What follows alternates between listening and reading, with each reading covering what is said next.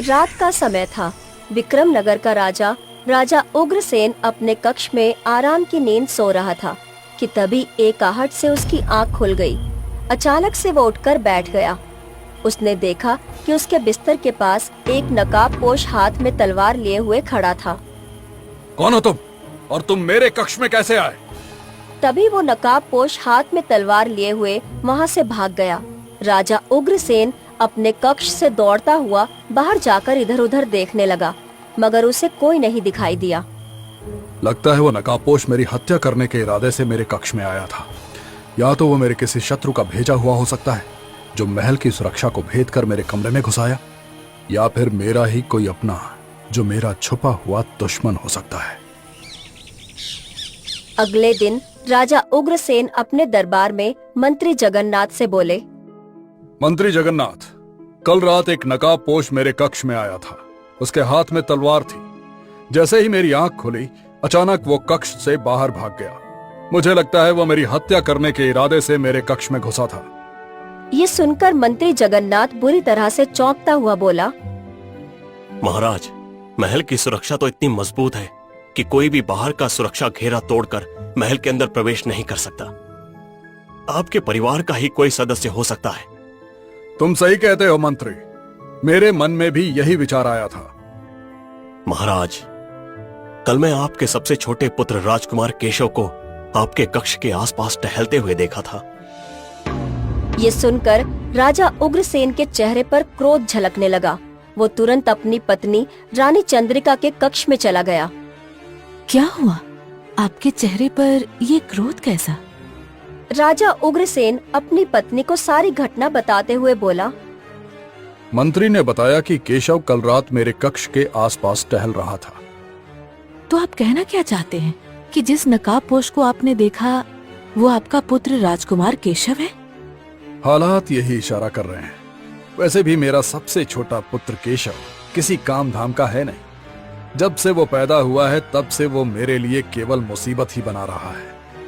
तभी वहाँ पर राजकुमार केशव के 2 बड़े भाई और राजा उग्रसेन के 2 बड़े बेटे राजकुमार अर्जुन और राजकुमार वीर वहाँ पर आ पहुँचे। पिताजी, मंत्री ने बताया कि कल आपके कक्ष में कोई तलवारबाज था। क्या उसने कहीं आपको नुकसान तो नहीं पहुंचाया? क्या आप जानते हैं वो कौन था? मेरे वीर पुत्रों, अगर मैंने उसे देखा होता तो वो अब तक जीवित नहीं होता। वो तो उसकी किस्मत अच्छी थी कि वो तुरंत कक्ष से बाहर भाग गया। आपको किस पर शक है पिताजी? मुझे शक नहीं बल्कि पूरा विश्वास है कि ये घटिया काम मेरे पुत्र राजकुमार केशव के अलावा और कोई नहीं कर सकता। जाओ, जाकर राजकुमार केशव को महल के राज दरबार में लेकर आओ। आज हम कोई कड़ा फैसला करके रहेंगे। इतना बोलकर राजा उग्रसेन गुस्से से कक्ष से बाहर निकल गया। इधर राजा उग्रसेन का छोटा बेटा महल के बगीचे में बैठा हुआ गहरी सोच में गुम था कि तभी उसके 2 बड़े भाई वहां आ पहुँचे। केशव, तुम यहाँ बैठे हो? पिताजी कितने गुस्से में हैं। उन्होंने तुम्हें तुरंत महल के राज दरबार में बुलाया है। आखिर पिताजी गुस्से में क्यों हैं? और उन्होंने मुझे ही क्यों बुलाया है? राजकुमार केशव की बात सुनकर वीर सिंह उसे सारी घटना बताते हुए बोला, केशव, पिताजी के ऊपर कल रात किसी ने हमले का प्रयास किया। वो तो अच्छा हुआ कि पिताजी की आंख खुल गई और उनको शक है कि वो नकाबपोश तुम थे। ये सुनकर केशव बुरी तरह से चौंक पड़ा। पिताजी मेरे बारे में ऐसा सोचते हैं? वो ऐसा बेवजह नहीं सोच रहे केशव। मंत्री जगन्नाथ ने उन्हें बताया कि कल रात पिताजी के कक्ष के आसपास उसने तुम्हें टहलते हुए देखा था। ये सच है कि मैं पिताजी के कक्ष में रात में गया था, परंतु मैं उन्हें केवल देखने के लिए गया था। देखने के लिए गया था से तुम्हारा क्या मतलब है? तुम सब तो जानते हो कि जब मैं छोटा था तब पिताजी मुझसे कितना प्रेम करते थे। मुझे आज भी याद है, वो मेरी हर इच्छा को पूरा करते थे। मगर कुछ वर्षों से पता नहीं क्यों अचानक पिताजी को मुझसे नफरत क्यों हो गई। वो मेरा चेहरा तक देखना पसंद नहीं करते, परंतु मेरे दिल में अपने पिता के लिए प्रेम कम नहीं हुआ। जब पिताजी रात में सो जाते हैं तो मैं अक्सर उनके कक्ष में जाकर घंटों उन्हें देखता रहता हूँ, और कल रात भी मैं वही करने के लिए गया था। वो सब तो मुझे नहीं पता केशव, परंतु तुम्हें अभी इसी समय राजमहल के दरबार में पहुंचना होगा। कुछ ही देर में केशव राजमहल के दरबार में अपने पिता राजा उग्रसेन के सामने खड़ा हुआ था। राजा उग्रसेन गुस्से से केशव से बोला, मुझे तुमसे ऐसी घटिया उम्मीद नहीं थी केशव कि तुम अपने ही पिता की हत्या का प्रयास करोगे। क्या तुम कल रात मेरे कक्ष के आसपास नहीं मंडरा रहे थे? पिताजी, ये सच है कि मैं आपके कक्ष में कल रात गया था, परंतु मैं कल रात ही नहीं बल्कि हर रात आपके कक्ष में जाता हूं, क्योंकि मैं आपको देखे बगैर सो नहीं सकता। बकवास बंद करो केशव। सच तो यह है कि तुम मेरे पुत्र के नाम पर कलंक हो। केशव, मैं तुम्हें अभी और इसी वक्त अपने राज्य से, अपने वंश से बेदखल करता हूं। आज से तुम आम प्रजा की तरह अपना जीवन व्यतीत करोगे। जाओ, इसी वक्त यहां से निकल जाओ। अपने पिता की बात सुनकर केशव की आंखों में आंसू आ गए और वो धीरे धीरे कदमों से राजमहल से बाहर निकल गया और राजमहल से बहुत दूर जाकर एक पेड़ के छाया में बैठकर रोते हुए अपने आप से बोला, ये तो बिल्कुल सही न्याय नहीं हुआ पिताजी। हर बार की तरह इस बार भी आपने मेरी बात पर विश्वास नहीं किया, परंतु मुझे इस बात का बिल्कुल भी अफसोस नहीं कि आपने मुझे राजमहल से बेदखल कर दिया। अफसोस तो मुझे इस बात का है कि आपने मुझे अपने वंश से ही बेदखल कर दिया, लेकिन मैं फिर भी आपके आदेश का पालन करूंगा। मैं आज से अपना जीवन आम इंसानों की तरह व्यतीत करूंगा। कुछ देर बाद केशव को भूख लगने लगी। मुझे तो बहुत तेजी से भूख लग रही है। अब मैं कोई राजकुमार तो नहीं हूँ। रोटी खाने के लिए मुझे अब मेहनत करनी पड़ेगी। राजकुमार केशव आम इंसानों के कपड़े पहनकर एक खेत में चला गया और खेत के मालिक से बोला, मैं दूसरे राज्य से आया हूँ, मुझे काम की तलाश है। खेत का मालिक केशव को बहुत गौर से देखते हुए बोला, तुम्हारी शक्ल तो महाराज के सबसे छोटे पुत्र से बहुत अधिक मिल रही है। तभी खेत के मालिक के बगल में खड़ा हुआ दूसरा व्यक्ति हंसते हुए बोला, क्या बात कर रहे हो? वो तो राजकुमार केशव हैं। वो भला तुम्हारे खेत में काम करने के लिए आएंगे? मूर्ख हो गए हो क्या? सही कह रहे हो तुम, मेरी ही बुद्धि मारी गई है। इतना बोलकर वो केशव से बोला, जाओ जाकर खेत में मिट्टी खोदने का काम करो। राजकुमार केशव पूरी मेहनत से सुबह से शाम तक खेत में मिट्टी खोदता रहा। शाम को खेत के मालिक ने कुछ मुद्राएं देकर केशव को विदा कर दिया। मुद्राएं देखकर केशव अपने आप से बोला, ये तो केवल इतनी ही मुद्राएं हैं जिससे मैं केवल 2 रोटी खरीद सकता हूँ। अब मुझे पता लगा कि आम प्रजा कितनी मेहनत करके अपने लिए एक वक्त का भोजन जुटा पाती है। राजकुमार केशव 2 रोटी खरीदकर उसी पेड़ के पास आ पहुंचा जहां पर वो सुबह बैठा हुआ था। केशव रोटी को खाने ही वाला था कि तभी एक गंदा और मैला दिखने वाला व्यक्ति वहां आ पहुंचा और केशव से बोला, मैंने कई दिनों से कुछ नहीं खाया। क्या तुम मुझे खाने के लिए रोटी दे सकते हो? मेरे पास केवल 2 रोटियां हैं, इसमें से एक तुम ले लो। एक मैं खाकर अपनी भूख शांत कर लेता हूँ। नहीं, मैं 2 रोटी खाता हूँ। एक रोटी से मेरे पेट की भूख नहीं मिटेगी। तुम मुझे अपनी दोनों रोटी दे दो। अगर मेरी दोनों रोटियां खाकर तुम्हारे पेट की भूख शांत हो सकती है तो ये तुम खा लो। लो। केशव ने इतना कहा ही था कि तभी रंग बिरंगी किरणों के साथ वो गंदा और मैला दिखने वाला व्यक्ति एक साधु में परिवर्तित हो गया। साधु आश्चर्य और रहस्यमय अंदाज में मुस्कुराते हुए केशव से बोला, तुम जिस पेड़ के नीचे बैठे हुए हो उस पेड़ के नीचे बैठकर मैं तपस्या करता हूँ। सुबह जब तुम अकेले में बातें कर रहे थे तब मैं पेड़ के पीछे से तुम्हारी बात सुन रहा था। मैं जानता हूँ कि तुम राजा उग्रसेन के सबसे छोटे पुत्र राजकुमार केशव हो। मैं देखना चाहता था कि तुम्हारे मन में दूसरों के प्रति इंसानियत है या नहीं, इसलिए मैंने तुम्हारी छोटी सी परीक्षा ली थी जिसमें तुम उत्तीर्ण हो गए। अब मैं कोई राजकुमार नहीं हूँ साधु महाराज, मैं केवल एक आम व्यक्ति हूँ। नहीं, तुम ही असली राजकुमार हो और तुम ही अगले राजा बनोगे, परंतु राजा बनने के लिए तुम्हें एक कार्य करना होगा। साधु महाराज, जब आपने सुबह सब कुछ सुना ही था तो आप जान गए होंगे कि मेरे पिताजी मुझे पसंद नहीं करते। तुम्हारे पिताजी तुम्हें इसलिए पसंद नहीं करते क्योंकि उनके ऊपर किसी ने काला जादू किया है। काला जादू? हाँ, काला जादू। उसी काले जादू के असर से तुम्हारे पिता अचानक तुम्हें नापसंद करने लगे। हालांकि पहले वो तुमसे बहुत ज्यादा प्रेम करते थे। अब मेरी बात ध्यान से सुनो। यहां से कुछ दूर व्यापारियों की नगरी है जिसे व्यापार नगरी कहा जाता है। तुम वहां पर चले जाओ। तुम्हें वहां पर 2 व्यक्ति बातें करते हुए मिलेंगे अपने सपने के बारे में। पहला व्यक्ति अपने सपने के बारे में जो कुछ भी बताएगा उसका सपना सत्य होगा। तुम उसके सपने में बताए हुए स्थान पर चले जाना। साधु के कहने के मुताबिक केशव व्यापार नगरी की ओर चल दिया। केशव रात भर घनी झाड़ियों को पार करता हुआ सुबह तक व्यापार नगरी के पास पहुंच गया। केशव थककर चूर हो चुका था। उसने देखा कि व्यापार नगरी की सीमा पर 2 व्यक्ति सो रहे थे। केशव उनके सामने स्थित पेड़ के नीचे बैठकर आराम करने के लिए लेटा ही था कि तभी वो 2 व्यक्ति उठ गए और एक व्यक्ति मुस्कुराता हुआ दूसरे से बोला, तुझे पता है मैंने अजीब सपना देखा। हैं? कैसा सपना? मैंने सपने में देखा कि यहाँ से कुछ दूर जंगल में एक तालाब है। वहाँ पर एक परी स्नान कर रही थी। मैंने उस परी के पंख उठा लिए और जब वो परी स्नान करके बाहर आई तो मुझसे अपने पंख मांगने लगी, मगर मैंने इनकार कर दिया।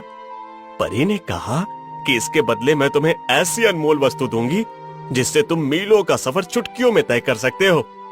ये सुनकर केशव बुरी तरह से चौंक पड़ा और सोचते हुए बोला, साधु महाराज ने कहा था कि पहला व्यक्ति जो सपना बताएगा वही सत्य होगा। इसका मतलब यह है पहले व्यक्ति के हिसाब से आगे कोई वास्तव में तालाब मौजूद है। केशव तुरंत वहाँ से जंगल की ओर बढ़ गया। कुछ ही देर के बाद उसे एक रंग बिरंगी किरणों से चमकता हुआ तालाब नजर आया। केशव ने देखा कि एक सुंदर स्त्री तालाब के अंदर कपड़े पहनकर स्नान कर रही थी। तभी केशव की नजर झाड़ियों पर पड़ी। केशव ने देखा कि झाड़ियों पर बड़े ही सुंदर पंख रखे हुए थे।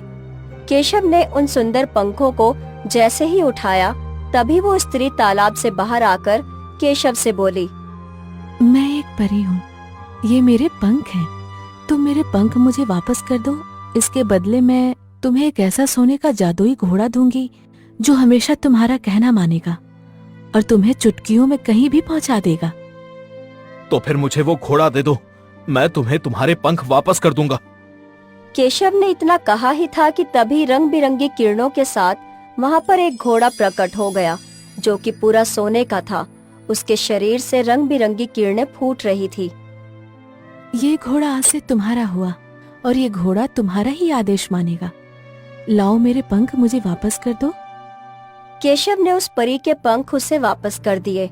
पंख वापस करते ही परी वहाँ से गायब हो गई। तभी वहाँ पर रंग बिरंगी किरणों से वही साधु प्रकट हो उठा। केशव, अब तुम्हें संगमपुर राज्य जाना होगा। संगमपुर राज्य के महल के बाहर राजा विक्रम अपनी पुत्री के साथ बैठा हुआ है। वहां पर उसने अपनी पुत्री का एक स्वयंवर रचाया है। वहां पर और भी राजकुमार बैठे हुए हैं। राजा विक्रम ने एक अनोखी शर्त रखी है। शर्त के अनुसार जो भी उसकी खानदानी अंगूठी जो कि नीले पहाड़ के ऊपर एक राक्षस के पास है, उस अंगूठी को जो भी राजकुमार लाकर राजकुमारी चंद्रलेखा को पहनाएगा वो अपनी पुत्री का विवाह उसी राजकुमार से करेगा और अपना राज्य भी उसे ही सौंप देगा। तुम्हारे पास ये जादुई घोड़ा है। तुम इसी घोड़े की मदद से आसानी से उस राक्षस से अंगूठी को छीन कर ला सकते हो, क्योंकि वो राक्षस कितना भी शक्तिशाली क्यों ना हो, वो इस घोड़े से ज्यादा तेज नहीं भाग सकता और वो नीले पहाड़ से नीचे कभी नहीं उतर सकता। साधु की बात सुनकर केशव तुरंत उस जादुई घोड़े पर बैठ गया। अचानक ही वो घोड़ा रंग बिरंगी किरणों के साथ होकर सीधे संगमपुर के महल के उस स्थान पर जा पहुंचा जहां पर संगमपुर का राजा विक्रम अपनी पुत्री के साथ बैठा हुआ था। अचानक केशव को सोने के घोड़े पर बैठा हुआ देखकर राजा विक्रम चौंकता हुआ बोला, कौन हो तुम? मेरा नाम केशव है। मैं विक्रम नगर के महाराज राजा उग्रसेन का सबसे छोटा पुत्र हूँ। मैं आपकी पुत्री के साथ विवाह करना चाहता हूँ। मैं अपनी पुत्री का विवाह केवल उसी राजकुमार से करूंगा जो मेरी खानदानी अंगूठी को नीले पहाड़ के राक्षस के इलाके से लाकर मेरी पुत्री को पहनाएगा। जहाँ तक मैं जानता हूँ तो वो राक्षस नीले पहाड़ से नीचे नहीं उतरता। तो फिर आपकी खानदानी अंगूठी उस राक्षस के पास क्या कर रही है? बरसों पहले हमारे पिता हमारी माँ को नीले पहाड़ पर घुमाने के लिए ले गए थे और वो अंगूठी वहीं गिर गई थी। हमारे पिता ने उस अंगूठी को बहुत ढूंढा मगर वो नहीं मिली। कुछ समय बाद पता लगा कि वो अंगूठी एक राक्षस उठाकर ले गया है। वो अंगूठी चमत्कारी अंगूठी थी जिसे एक साधु ने भेंट की थी। उस अंगूठी के बगैर हमारी पुत्री का विवाह नहीं हो सकता। उसके बगैर अगर हमारी पुत्री किसी से भी विवाह करेगी तो उसकी मौत हो जाएगी। इसीलिए हमने ऐलान किया है कि हम अंगूठी लाने वाले को अपना राज्य भी दे देंगे। आप यहीं रुकिए महाराज, मैं कुछ ही क्षणों में अंगूठी लेकर आपके सामने आ जाऊंगा। इतना बोलकर केशव अपने जादुई सोने के घोड़े से बोला, मुझे उस स्थान पर ले चलो जहाँ पर महाराज विक्रम की खानदानी अंगूठी मौजूद है। अचानक जादुई सोने का घोड़ा रंग बिरंगी किरणों के साथ वहां से गायब हो गया। अगले ही पल केशव ने अपने घोड़े सहित स्वयं को नीले पहाड़ पर पाया, जहां पर अंगूठी एक चट्टान पर रखी हुई थी और एक राक्षस उस अंगूठी के पास बैठा हुआ था। केशव ने तुरंत उस अंगूठी को उठा लिया। अंगूठी को उठाते ही वो राक्षस केशव की ओर देखकर बोला, तेरी हिम्मत कैसे हुई इस अंगूठी को उठाने की? तेरा घोड़ा मुझसे अधिक तेज नहीं भाग सकता। मेरी रफ्तार का तुझे अंदाजा नहीं है। मगर अगले ही पल केशव रंग बिरंगी किरणों के साथ घोड़े सहित वहां से गायब हो गया और तुरंत राजा विक्रम के पास पहुंच गया। केशव के हाथ में सोने की अपनी खानदानी अंगूठी देखकर राजा विक्रम प्रसन्न होते हुए बोला, तुमने तो वो कारनामा कर दिखाया जो बड़े से बड़े वीर भी नहीं कर सके। चंद्रलेखा ने तुरंत वरमाला केशव के गले में डाल दी। तभी वहां पर साधु प्रकट हो उठा और अशोक से बोला, तुम्हें अपनी पत्री चंद्रलेखा को लेकर अभी इसी समय अपने महल में जाना होगा। वहां पर तुम्हारे दोनों भाई पिता के साथ बैठे हुए हैं।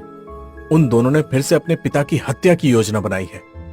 ये सुनकर केशव पूरी तरह से चौंक पड़ा। ये क्या कह रहे हैं आप? मैं बिल्कुल सही कह रहा हूँ केशव। कुछ दिन पहले तुम्हारे पिता के कक्ष में जो तलवारबाज आया था वो उनकी हत्या के इरादे से ही आया था। वो कोई और नहीं बल्कि तुम्हारा बड़ा भाई राजकुमार अर्जुन है।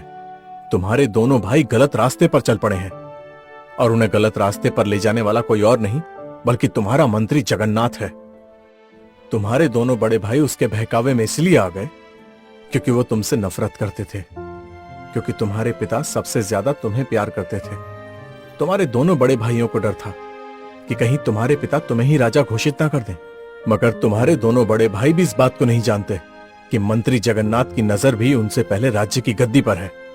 जैसे ही तुम्हारे पिता राजा उग्रसेन मारे जाएंगे, मंत्री जगन्नाथ तुरंत तुम्हारे दोनों भाइयों को भी मरवाकर राज्य पर अपना कब्जा कर लेगा। मैं तुम्हें कभी भी इस रहस्य के बारे में नहीं बताता क्योंकि मैं सांसारिक बातों में दखल नहीं देता, परंतु मुझे तुम्हारा स्वभाव बहुत ही पसंद आया। देर मत करो, जैसे ही तुम महल में पहुंचोगे तुम्हारी पत्नी चंद्रलेखा के हाथों में अंगूठी चमकने लगेगी। इस अंगूठी की खासियत यह है कि इसकी किरणें हर उस मनुष्य पर पड़ने लगती हैं जिस मनुष्य के ऊपर काला जादू किया गया होता है। इसकी किरणें पड़ते ही तुम्हारे पिता के ऊपर से काला जादू समाप्त हो जाएगा और वो तुम्हारी बात पर विश्वास करेंगे। साधु की बात सुनकर चंद्रलेखा तुरंत केशव के घोड़े पर बैठ गई और घोड़ा तुरंत वहां से गायब हो गया। अगले ही पल केशव अपनी पत्नी के साथ अचानक से अपने महल आ पहुंचा, जहां पर राजा उग्रसेन अपने दो बड़े बेटों के साथ बैठा हुआ था। अचानक से महल के अंदर सोने का घोड़ा और उस पर सवार केशव और एक सुंदर स्त्री को देखकर राजा उग्रसेन बुरी तरह से चौंक पड़ा।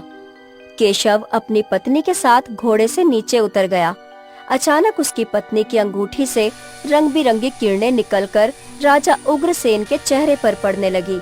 अगले ही पल राजा उग्रसेन को ऐसा महसूस होने लगा मानो कि उसके शरीर से बहुत भारी भार उतर गया हो। केशव तुरंत अपने पिता से बोला, पिताजी, कुछ दिन पहले जो तलवारबाज आपके कक्ष में आया था वो तलवारबाज नहीं बल्कि बड़े भैया अर्जुन थे। इतना बोलकर केशव अपने पिता को सारी घटना बताने लगा। तभी वहां पर वही साधु रंग बिरंगी किरणों के साथ प्रकट हो गया और राजा उग्रसेन से बोला, तुम्हारा पुत्र सही कह रहा है। राजा विक्रम गुस्से से अपने मंत्री जगन्नाथ और अपने दोनों बड़े पुत्रों को देखने लगा। जगन्नाथ तुरंत डरता हुआ राजा से बोला, मुझे क्षमा कर दो महाराज, मुझसे बहुत भारी भूल हो गई।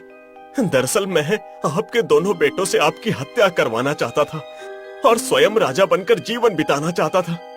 आपके दोनों बड़े बेटों को मैंने ही एक तांत्रिक के पास भेजा था और आपके ऊपर काला जादू करवा दिया था ताकि आप अपने सबसे छोटे पुत्र केशव से नफरत करने लगे, क्योंकि केशव अपने दोनों बड़े भाइयों से अधिक बलवान और चतुर था। उसके रहते मैं आपकी हत्या नहीं करवा सकता था। लेकिन एक सच ये भी है महाराज कि आपके दोनों पुत्र आपके छोटे भाई से शुरू से ही नफरत करते आए हैं।